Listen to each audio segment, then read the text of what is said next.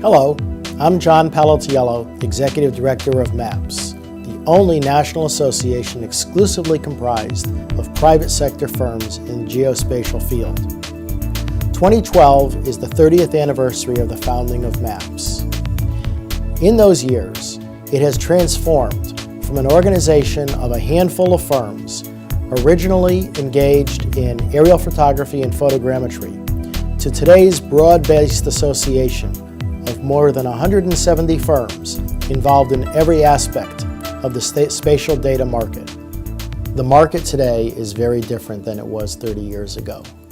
And that's not by accident. MAPPS has helped shape that market in the federal government, in state government, in the commercial market, and in foreign markets. That wasn't always the case. That certainly wasn't the case 30 years ago. This organization has built the market through its advocacy.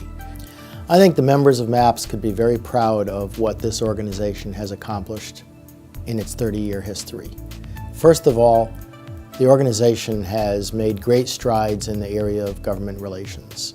We have worked with the government, worked with Congress to build an extraordinary market for geospatial services. It wasn't always that way. 30 years ago, federal agencies did most of their work in-house. Very little was contracted to the private sector, and the work that was contracted out went to the lowest bidder. So MAPPS has really made a great stride in building a market, building a quality market, and really shifting the responsibility for mapping, surveying, and now geospatial services from performance by the government to performance by the private sector to performance based solely on price to performance that's based on qualifications. The other thing that MAPPS has done is it has really established a presence for the geospatial community in the entire market. There's much more of a recognition of not only MAPPS, but the member firms of MAPPS and their capabilities and qualifications, their capacity, their ability to serve the public and serve their clients. Much higher level of recognition of that today than there was 30 years ago. And finally, MAPPS has really built a great environment for its member firms. There's an esprit de corps among the member firms, among the principals of the MAPPS member firms. When we started 30 years ago, everyone held their cards close to the vest. There was very little discussion among and between firms, not only on how they did business, but there was very little teaming or partnering among firms. That's really changed, and that has changed because of MAPPS. There's so much more work now that firms do with one another. So when the principal of a firm comes to a MAPPS meeting, it's not so much a meeting of all your competitors. It's a meeting of your partners. It's a meeting with people with whom you do business. And that has been the most significant internal accomplishment in MAPPS.